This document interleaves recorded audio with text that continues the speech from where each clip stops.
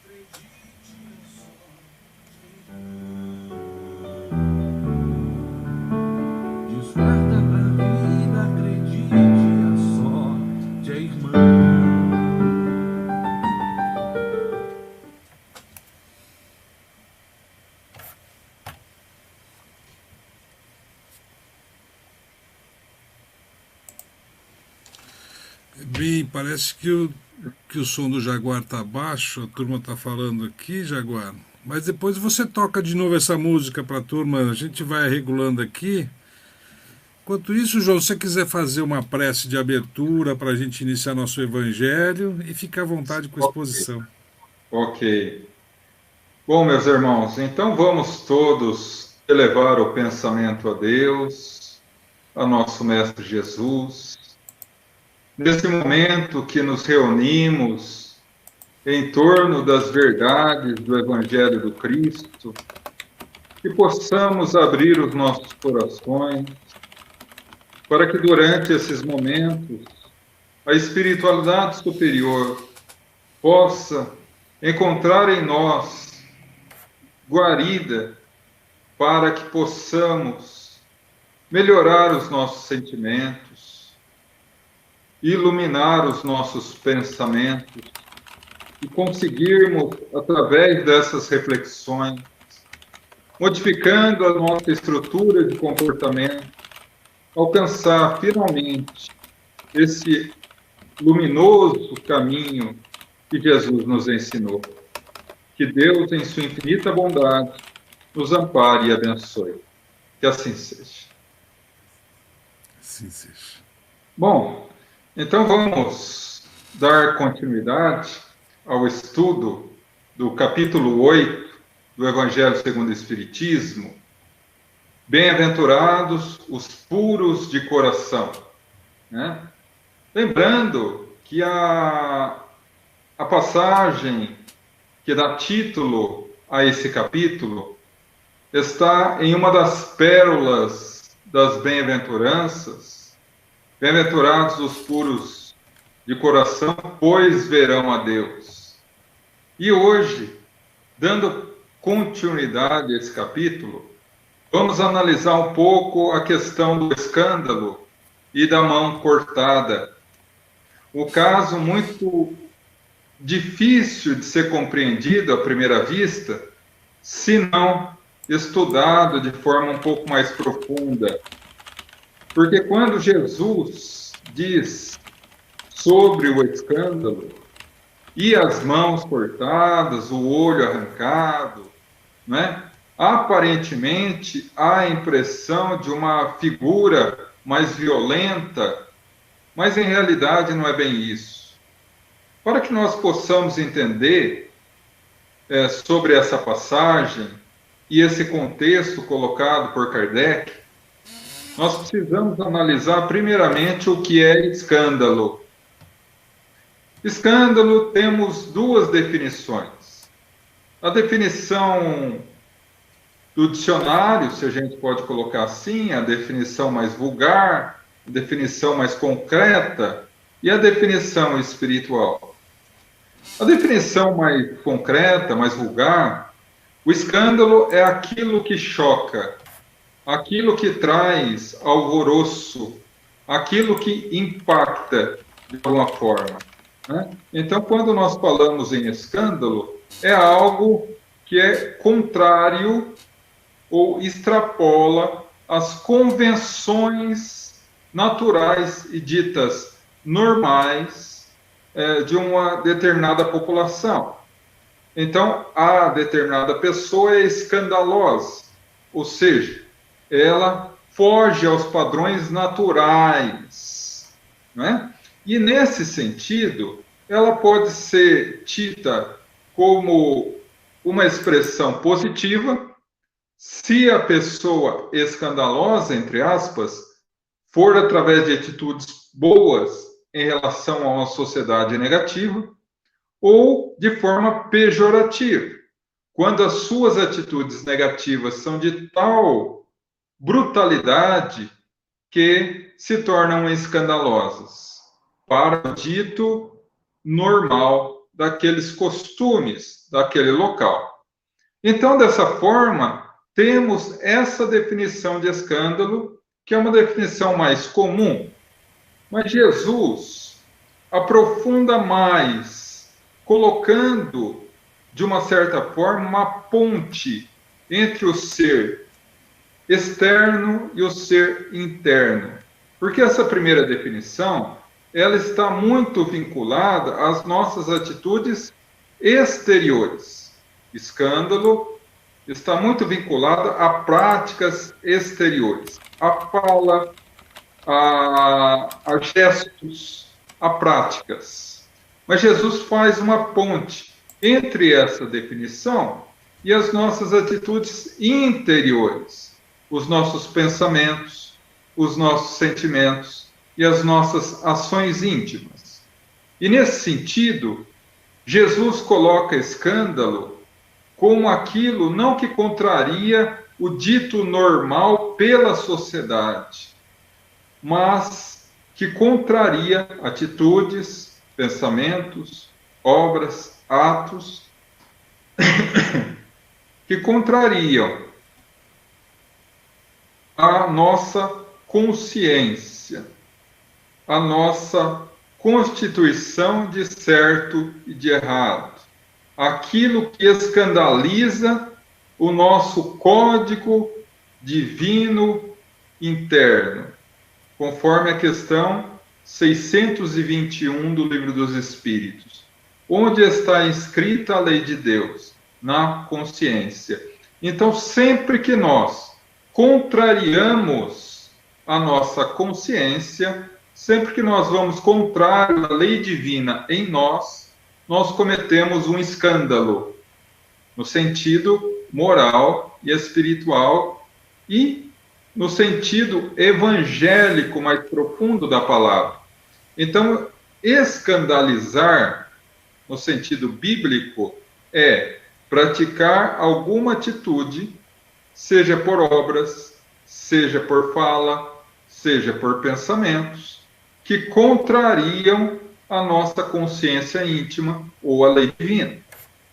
Então, a partir daí, nós vamos analisar um pouco o que Jesus disse. Jesus nos falou o seguinte, que a terra há necessidade do escândalo, mas ai daquele por quem venha o escândalo. A princípio, essa frase é um pouco contraditória. Como que há necessidade de escândalo, mas ai daquele que pratica o escândalo? Uma vez que há o escândalo, há alguém que tenha que fazê-lo. Mas, em realidade, Jesus descreve aí o escândalo como um desvirtuamento da conduta moral. E como nós ainda estamos num planeta que a grande maioria ainda é vinculado com fraquezas e dificuldades morais, nós naturalmente vivenciamos o escândalo todos os dias, em nós e nos nossos irmãos em humanidade. Então, o escândalo faz parte ainda do nosso contexto de vida, mas ai daquele por quem venha o escândalo, porque ai daquele que pratica a conduta equivocada, contrária à lei divina.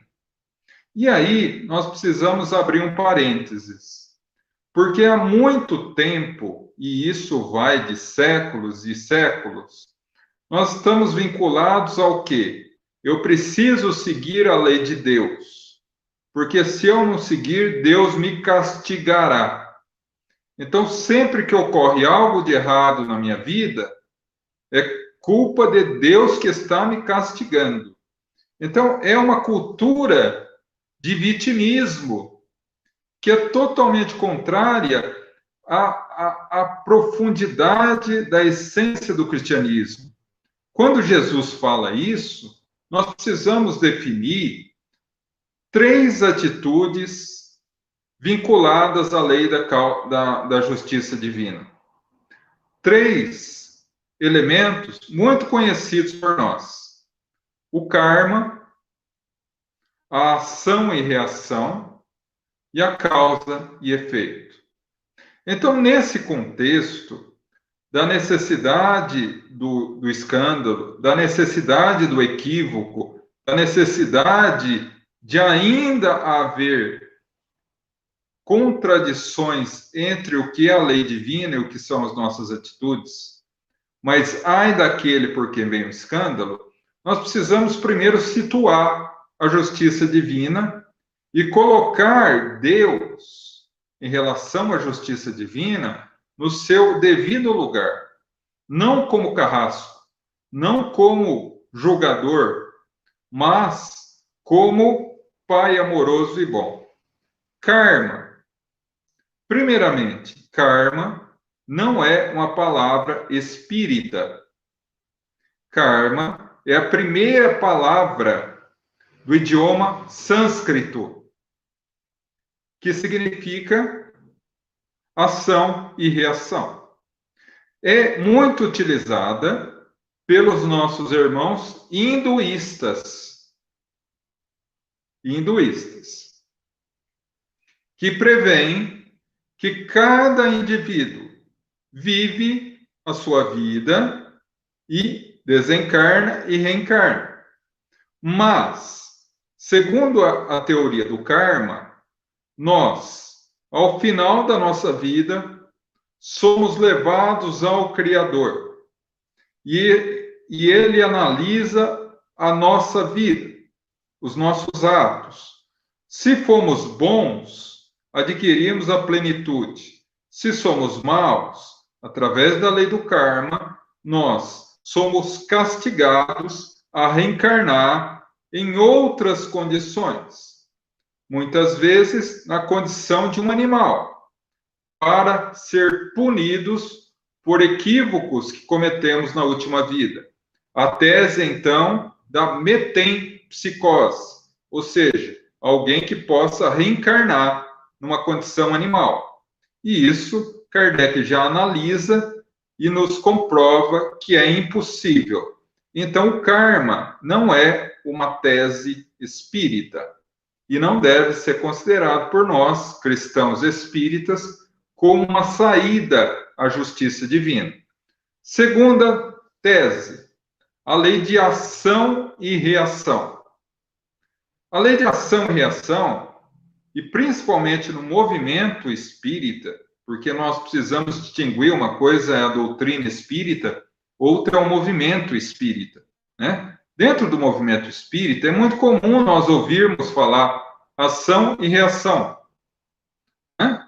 Mas ação e reação é uma das leis físicas de Newton, Isaac Newton, este mesmo, que prevê que toda ação confere uma reação de igual intensidade e direcionamento oposto.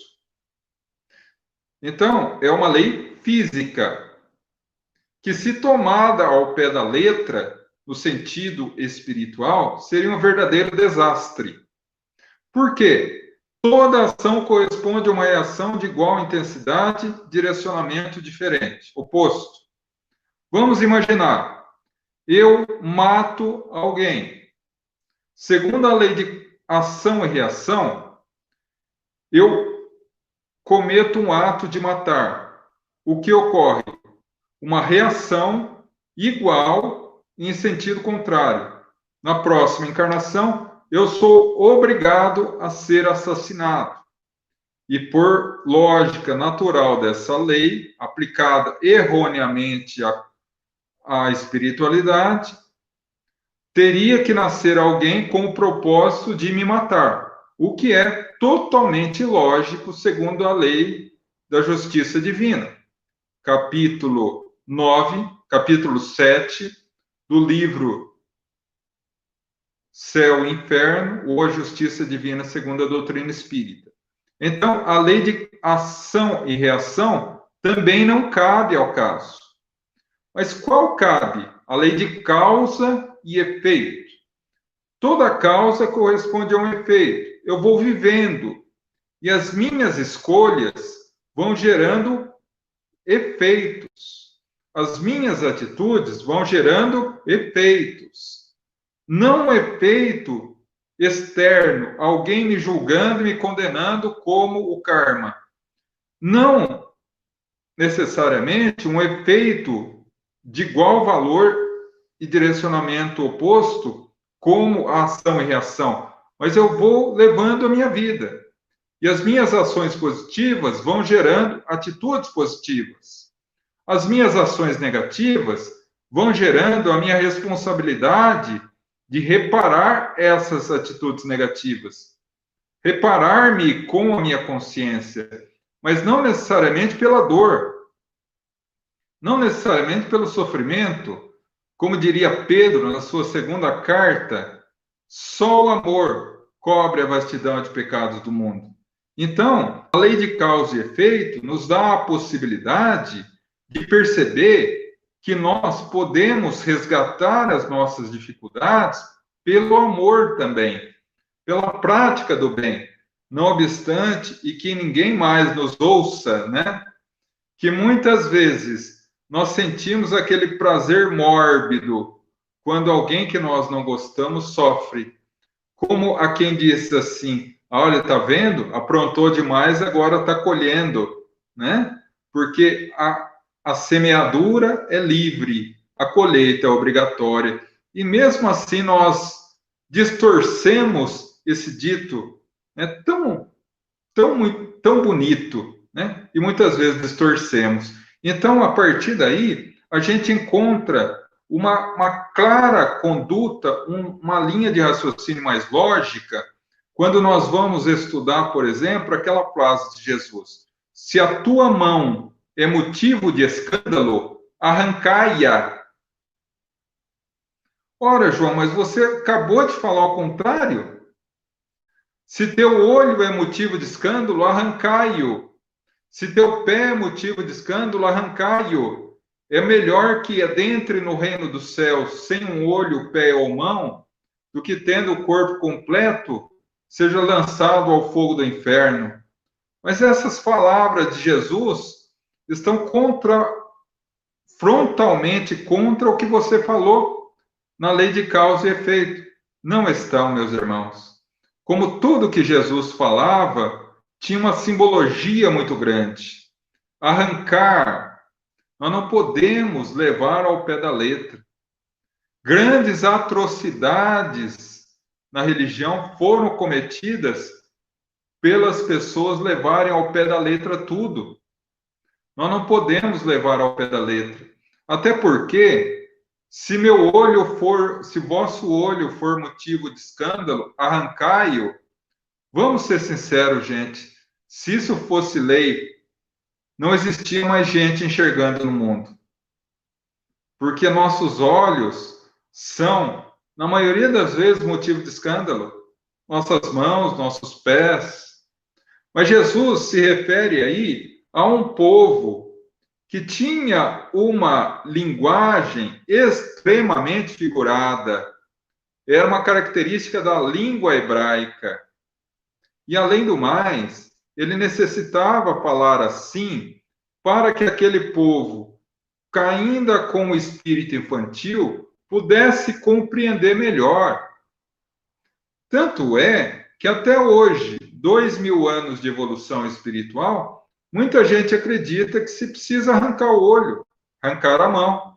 Alguns países islâmicos, até hoje, os ladrões perdem a mão. Né? Então, nós precisamos compreender isso de uma outra forma. Qual forma? A primeira coisa, tirar de Deus o caráter punitivo. Percebam, se a tua mão é motivo de escândalo, arrancai-a. Percebam que Jesus não falou, se a tua mão for motivo de escândalo, Deus arrancará. Ele propõe para que nós próprios arranquemos. Por quê? Porque é um processo educativo. Se eu encontro em mim um motivo de escândalo, ou seja, se eu encontro em mim um motivo de transgredir a lei, de ir contrário à lei divina, à minha consciência, eu preciso arrancar isso de mim, para que eu possa adentrar no reino dos céus. Porque se eu permanecer com isso, eu serei lançado no fogo do inferno. Mais uma simbologia. No sofrimento e na dor inerente àquele que segue o caminho do mal. Então, quando Jesus propõe, ele propõe que nós próprios retiremos, e que não Deus castiga retirando de nós. Porque é tudo um processo de educação. Nós, mais uma vez, nos vinculamos demais ao corpo, à mão, ao pé, ao olho, quando Jesus se referia ao sentimento. Se você traz um sentimento negativo que gera escândalo, se você traz dentro de si o ódio, a inveja, a intolerância, a falta de perdão, o orgulho, o apego demais à materialidade, arranca isso para que você não escandalize mais a sua consciência e seja feliz. Então, a partir daí, nós encontramos pessoas que sofrem e muitas vezes nós falamos assim, Deus castigou, né? E até tem um ditado popular que diz, se Deus te aleijou, algum defeito te encontrou, que eu acho de um péssimo gosto, mas enfim. Por quê? Porque nós estamos muito vinculados à questão que Deus nos impõe o sofrimento, a dor, a mutilação, quando é uma característica nossa.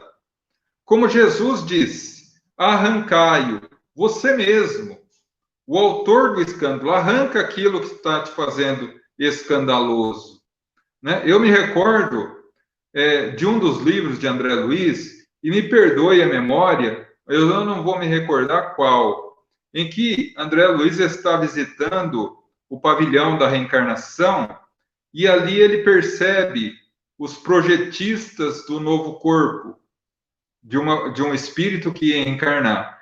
E ele olha aquele molde de espírito, de corpo, e ele descreve claramente que ele ficou espantado com a beleza que era o corpo.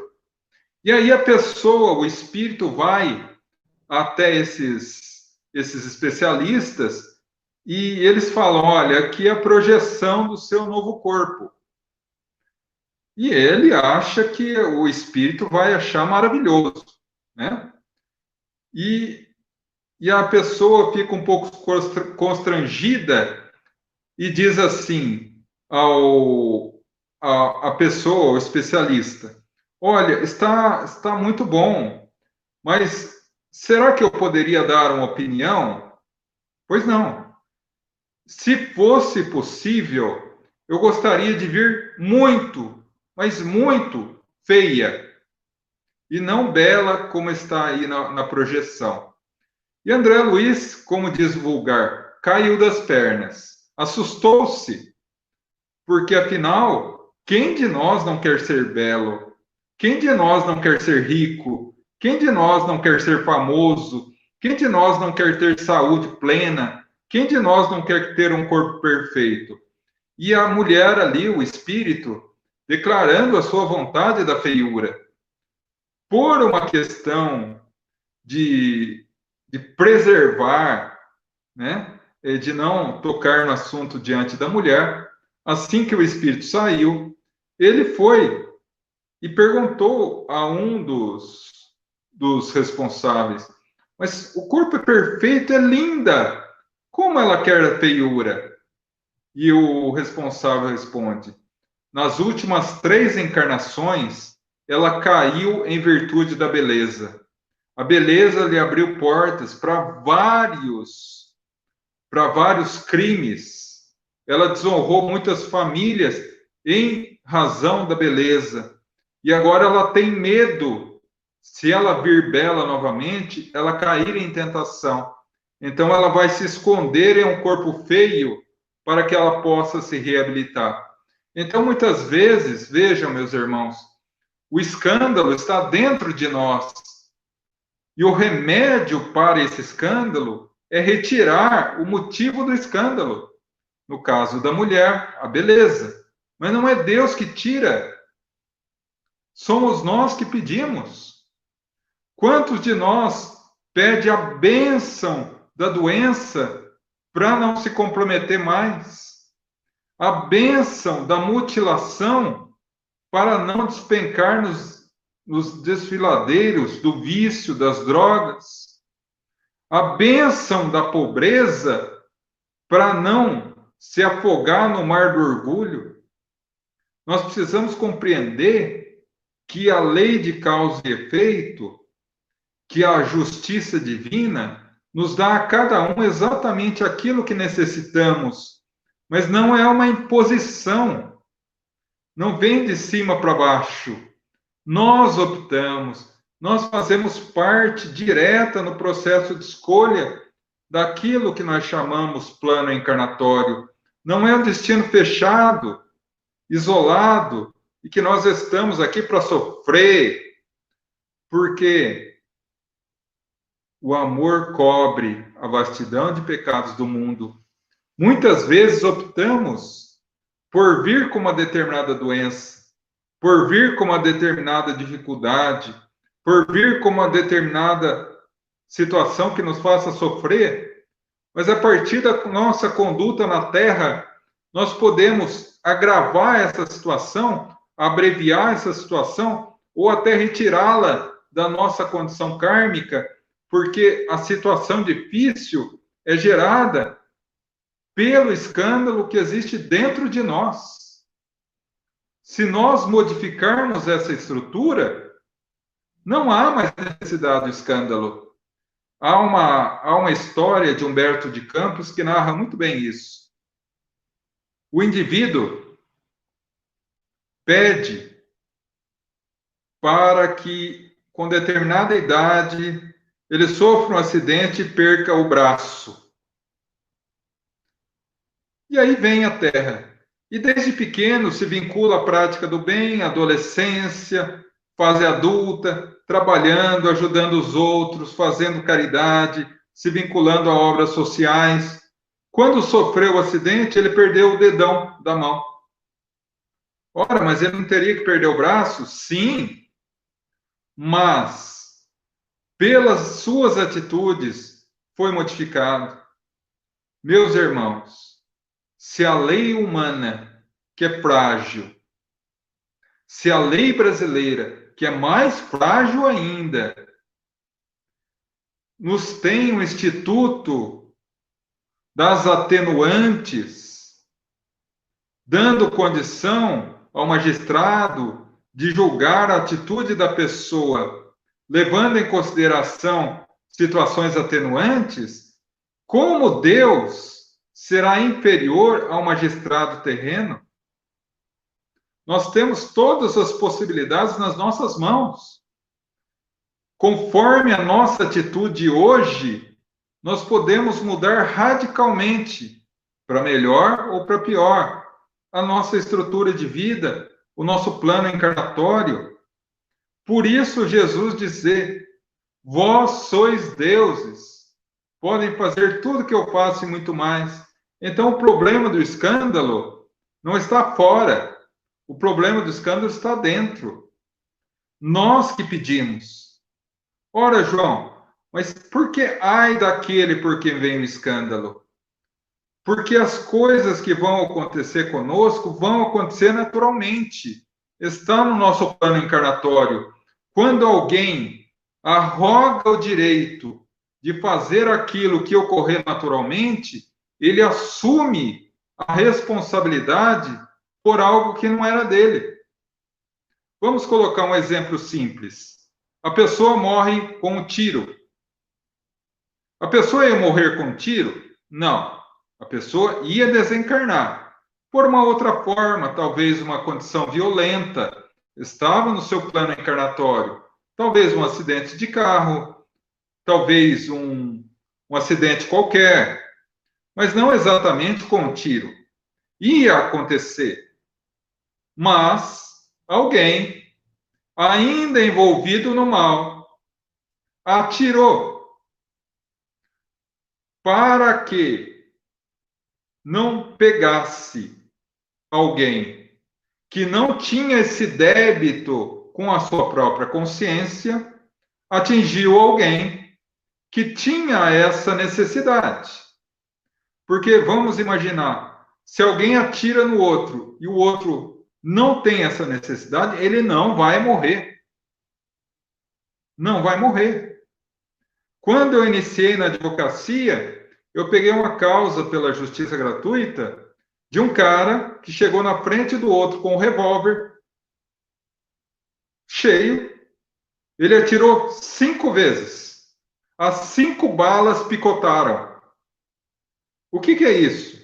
Nós falamos, o santo, o anjo da guarda, estava de plantão. Não estava no momento dele. Mas no momento que a pessoa atira e mata, aquele que morre ia morrer de qualquer forma. Mas aquele que atira, ele não tinha no seu plano encarnatório matar alguém, porque ninguém volta para cometer erro. Mas no momento que ele mata, ele assume para ele aquela responsabilidade. Então, a partir daí, nós compreendemos que na Terra existem os escândalos, porque nós ainda estamos vinculados demais aos sentimentos negativos. Ainda estamos num planeta inferior. Mas ai daquele por quem vem o escândalo. Então, Jesus nos dá o remédio. Se há algo em você que gera escândalo, que gera contrariedade à lei divina, arranca para que possa purificado entrar no reino dos céus. Então, essa é a tese colocada por Kardec no capítulo 8 em relação ao escândalo. E agora vamos partir para a instrução dos espíritos. Mas antes disso, vamos ouvir mais um pouco de música com o nosso irmão Jaguar.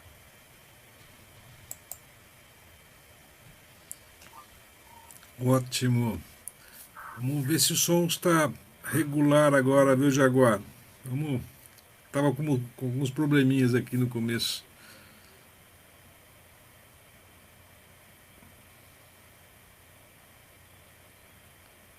É que tem uma diferencinha. Que vontade, Jaguar.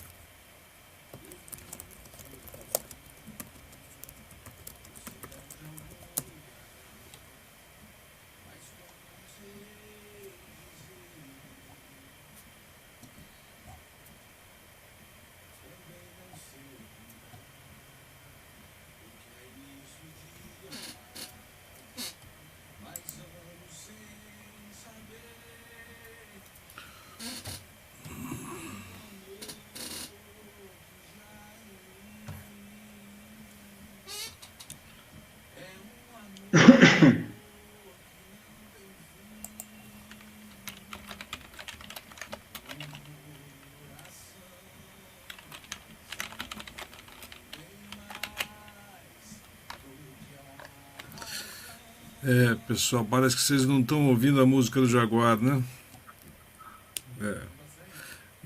Jaguar, o pessoal está dizendo que está mudo aqui, ó. Não estamos ouvindo, disse a Gláucia e a Luciana também. E nós aqui estamos ouvindo, né? É, é uma pena, é uma pena. Não sei o que que é. Aqui para nós o som está normal, mas infelizmente não está chegando lá. E a fonte sua é a mesma do meu microfone, e o meu microfone parece que tá saindo som, né? É, Bom, é, é. João, bom, vamos continuar vamos então. Parece que o seu continuar. som parece que tá ok, João. Tá ok. Tá ok. Então vamos continuar, né? Quem sabe ao É, final conseguimos ouvi-lo, né? a gente tenta de novo. Isso, João, fique à exatamente. vontade. Sim. Então vamos retornar à instrução dos espíritos do capítulo 8. Os espíritos analisam a frase de Jesus: deixai vir a mim as criancinhas, porque o reino dos céus é aqueles que as assemelham. E há também muita confusão nessa questão, né? Sempre lembrando que o povo hebreu tinha como característica da linguagem ser uma linguagem extremamente figurada. E Jesus lançou mão disso em praticamente todo o seu evangelho. Então, quando ele diz criança, nós precisamos analisar uma questão muito interessante e que nós espíritas às vezes esquecemos. Não existe criança. Assustei todo mundo? Sim, não existe criança. Existe um espírito adulto e milenar que transitoriamente está num corpo de criança. Existe um espírito adulto e milenar que transitoriamente está impedido de se manifestar integralmente, seja no seu sentimento, seja na sua consciência, intelectualidade, em virtude de um corpo que ainda não lhe dá ferramentas orgânicas hábeis para isso. Porque nós imaginamos, e aí quantas vezes ouvimos de mães, o meu anjinho, não é?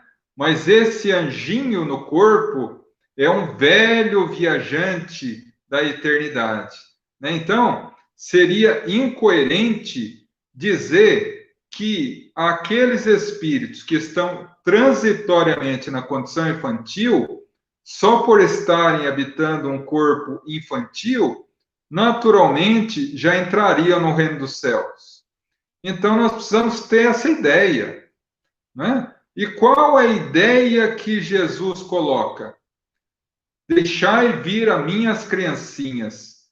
Ele não colocou, pois delas é o reino dos céus.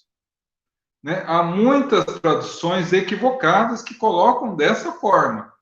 Mas a tradução correta é: deixai vir a mim as criancinhas, pois o reino dos céus é para aqueles que as assemelham, àqueles que se assemelham às crianças. No quê? Na sua pureza infantil. Kardec, analisando essa questão, pergunta diretamente ao Espírito de Verdade: por que disso? Por que a aparência da inocência e da pureza? Porque é necessário, através da aparência da pureza das crianças, que seus pais e os adultos se enterneçam diante dessa figura infantil e pura, entre aspas, para que possa ser melhor auxiliado e educado. Então, há um fundamento nessa aparente inocência infantil, mas essa inocência infantil nada mais é do que a aparência exterior, porque uma vez adquirido a total capacidade orgânica para que o espírito se manifeste, essa aparente inocência desaparece. Como seria, por exemplo, se uma criança de 1, 2 anos de idade, não obstante com a aparência infantil, tivesse a total consciência de um adulto? Nós, pais, mães, familiares, teríamos uma dificuldade muito grande de lidar com ela, de cuidar, de orientar e de educar. Então, é essa a necessidade. Nós somos espíritos fora do corpo e dentro do corpo, e na condição infantil também. Mas então, o que Jesus quis dizer? Deixar vir as minhas criancinhas, pois daqueles que as assemelham ao reino dos céus. Aí nós pegamos duas vertentes. Aqueles que herdarão o céu são aqueles que assemelham-se à pureza infantil. Aqueles que, não obstante adultos, têm a pureza não exterior apenas, mas a pureza interior, a pureza de sentimentos, a pureza de pensamentos, a pureza de atos, a pureza de coração. Bem-aventurados os puros de coração, pois verão a Deus. E Jesus diz: eu sou o caminho, a verdade e a vida. Ninguém vai ao Pai senão por mim. Tinha uma integração total. E quando adquirimos a pureza do coração, conseguiremos atingir essa plenitude de ver Deus. Mas não ver com os olhos apenas. Vê-lo no sentido de sentir integralmente a essência divina em nós, constantemente. Então, quando nós falamos isso, é nesse sentido. A aparência da infância deve ser a mesma da pureza do nosso coração. Aí adquiriremos o céu, que os hebreus chamavam de Sheol, né? Mas que representa a plenitude da paz. Mas que criança? Mais uma vez, um sentido literal não tem valia, mas o sentido figurado, Jesus não se referia à criança na idade infantil, mas os espíritos criança. Deixai vir a mim aqueles que ainda estão na infância espiritual, aqueles que ainda estão voltados ao mal, aqueles que ainda não compreendem a pureza e a necessidade de se reformar intimamente, aqueles que ainda se aprazem na prática da maldade e da crueldade. Deixai vir a eles. Por quê? Como Jesus pediria ou teria a pretensão de vir àqueles espíritos maus a ele? E ele próprio responde: eu não vim aos sãos, eu vim aos doentes. Jesus não veio para ser bajulado ou para ser envolvido por todos aqueles que o compreendessem, espíritos luminosos, espíritos como nós, e creio que eu esteja, rezo a Deus para fazer parte desse grupo, aqueles que já estão comprometidos com o bem. Não, ele vem àqueles mais necessitados, tão necessitados que não conhecem Deus, tão necessitados que não acreditam em Deus, tão necessitados que ainda se chafurdam na lama negra da dor e do sofrimento do próximo. Então, é nesse sentido que Jesus nos propõe deixai vir a minhas criancinhas, porque o reino dos céus é aqueles que as assemelham.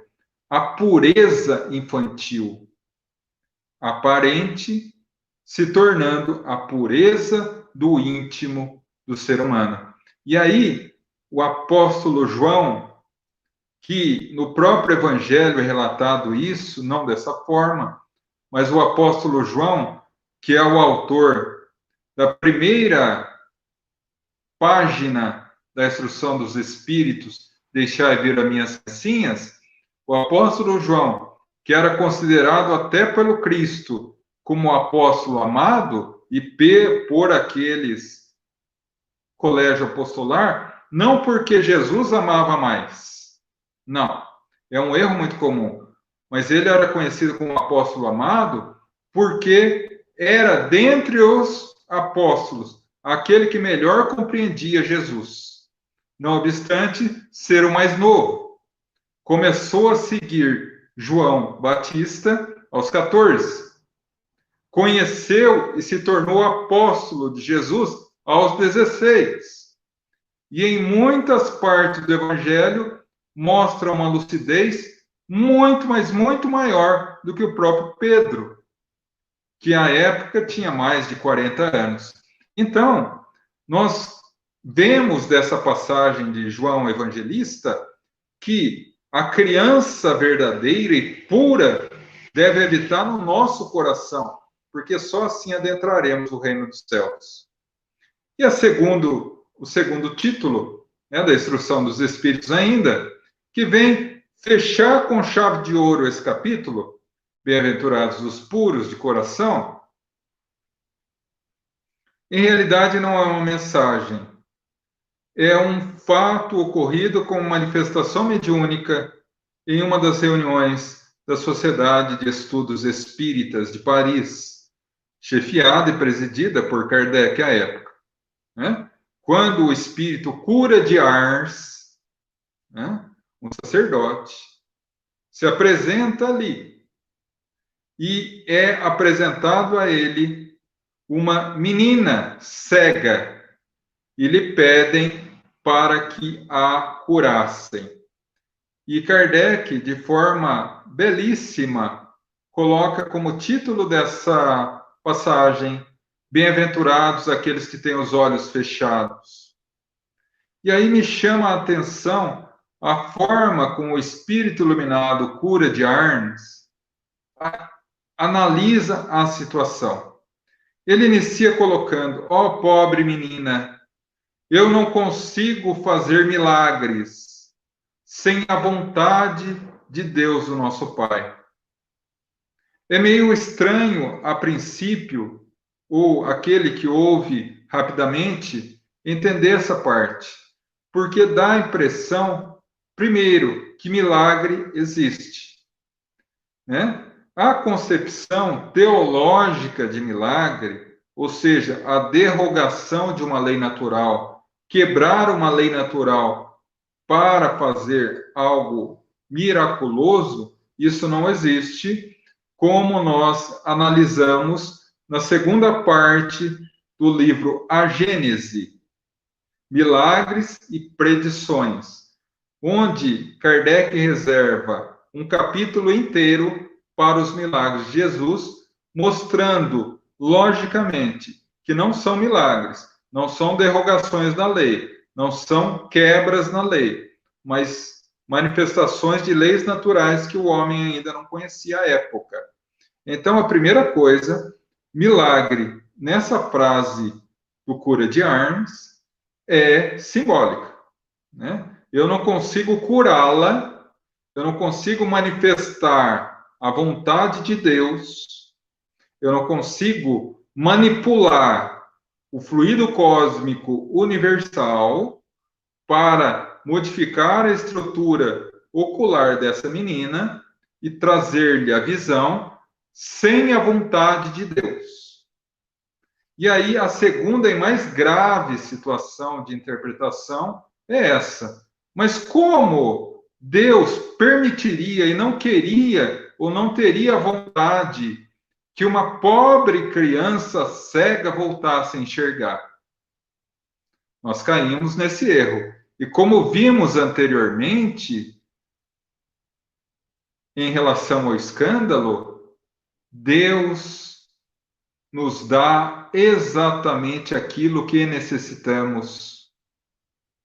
É como alguém que está doente e o pai, ao invés de dar o tratamento e o remédio, não desce o tratamento ou o remédio porque a criança não quer.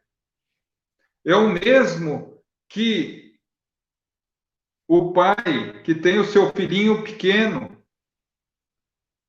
e é o dia da vacinação de qualquer doença. Ele não vai levar a criança à vacinação porque a criança tem medo de agulha. Ou não vai levar a poliomielite porque ele acha que a vacina da polio é amarga. Ele não vai fazer isso, porque é um pai coerente. Deus, Pai, nosso Pai, é a coerência divina. Ele não pode permitir que nos retire o processo de cura. No caso da criança, a cegueira era para ela uma cura conforme a lei de causa e efeito. Ela equivocou-se em algum motivo, junto com a espiritualidade superior, achou por bem o próprio espírito expiar dessa condição sem a visão. Se Deus permite a retirada, pode ser por dois motivos.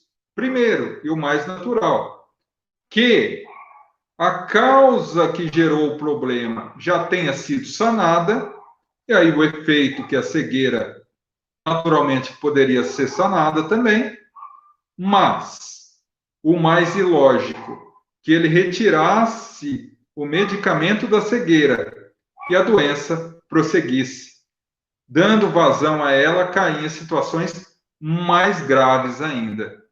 E aí ele continua dizendo na mensagem: sempre que me é permitido curar alguém cego, eu faço uma oração íntima e rogo a Deus que cure em primeiro lugar a alma, para depois curar o corpo. Ou seja, exatamente isso. O que adianta ao homem ter o corpo curado se mantém o coração e a mente, a alma doente? Não resolve nada, meus irmãos. Sei que é duro, sei que é difícil, sei que tem expiações na terra, doenças terríveis. Uma vez eu fui convidado, há muitos anos atrás, quando meu irmão estudava em Rubião Júnior, e eu não tenho vocação nenhuma para medicina, mas fui com ele, adolescente ainda, achando que é tudo fácil. Vi tanta dor, tanto sofrimento, tantas doenças ali. Eu fiquei tão traumatizado que eu falei: não, eu vou para a advocacia. Eu faço qualquer coisa menos medicina. E encontrei-me na advocacia, graças a Deus, não preciso mexer com doença. Mas nós vemos que é importante a visita ao hospital para que nós possamos fazer uma avaliação da nossa vida. O quanto estamos bem, o quanto somos abençoados. Mas aqueles irmãos em processo de doença também o são. A doença para eles é uma verdadeira bênção de cura. Ou como diz Humberto de Campos em um dos seus contos, o anjo da doença é o anjo da cura para as almas ainda doentes nas lamas do ódio e do sofrimento. Então, meus irmãos, dessa forma, eu gostaria de encerrar a nossa reflexão da noite, lembrando que nem sempre a cura do corpo traz a cura da alma. Lembrando da história de Natanael ben Elias. Se eu falar o nome, vocês não vão saber. O paralítico que foi descido pelo telhado da casa de Simão Pedro e desceu em frente a Jesus. E Jesus conversava com os fariseus, os doutores da lei, e ele diz a alguém: os seus pecados estão perdoados. Como blasfêmia, diz um deles. Ninguém tem autoridade de perdoar pecados a não ser Deus. Jesus olha aquele hipócrita e diz: o que é mais fácil, perdoar os pecados ou fazer esse homem da maca levantar? Docemente Jesus olha aquele homem sofrido pela paralisia, levanta e anda. E Natanael vem Elias, envolvido por uma luminosa força, que faz que ele sinta novamente as pernas e volte a andar. Sai dali curado. Ao final da tarde, Pedro chega a Jesus, que estava sentado a uma pedra à margem do lago de Genezaré, chorando. Por que chora, Senhor? Choro, amado Pedro, porque hoje curei um corpo, mas não uma alma. Naquele mesmo momento, Natanael ben Elias estava às portas de um lupanar, uma casa de prostituição, e diante das mulheres equivocadas, com uma garrafa na mão, gritava aos quatro ventos: eu sou Natanael, quem diria que eu era aquele paralítico imundo? Agora eu vou gozar e aproveitar a vida. Ganhou saúde física para atormentar-se mais na saúde espiritual. O escândalo existe dentro de nós e as consequências dele não vêm de Deus, vêm também de nós. Que Deus nos abençoe a todos, meus irmãos. Obrigado pela oportunidade. Muito obrigado você, João. Agradecer a todos E parece que hoje nós estamos com dificuldade de levar as melodias do Jaguar para os nossos espectadores, mas eu Que tenho certeza que é um pena. problema que a gente vai conseguir resolver em breve. Não sei o que está acontecendo, né? Também difícil saber em cima da hora assim. Mas, João, queria te Sim, pedir então para fazer uma prece de encerramento para a gente. sim, vamos. Refletindo em todas essas lições do Evangelho de Jesus. Que Deus, o nosso Pai, nos dê lucidez para avaliar os nossos escândalos íntimos, força para arrancá-los do nosso coração, para que possamos alcançar a pureza infantil na nossa alma, sermos dignos do reino dos céus, que figuradamente nada mais é do que a pureza da alma, e a partir de amanhã, tendo uma noite de luz, possamos acordar renovados e fortalecidos para enxugar as nossas lágrimas, observando que as dores e sofrimentos da vida nada mais são do que remédios amargos para alcançarmos a luz e a saúde da alma, e assim, fortalecidos nesse propósito, possamos dar a mão ao Mestre da vida e seguir rumo a Deus, nosso Pai. Que assim seja, graças a Deus. Que assim seja, João. Muito obrigado. Muito Eu que obrigado a agradeço, Marcelo. todos e todas que estiveram conosco. Uma boa semana a todos, uma semana de paz. Na próxima segunda a gente retorna aqui com mais um companheiro expondo o Evangelho para a gente. Um beijo a todos, Uma boa gente. semana a Obrigado, todos. obrigado, viu, gente? Obrigado a todos os companheiros, a Jaguar que esteve aí conosco e a todos os irmãos que aqui estão conosco. Obrigado.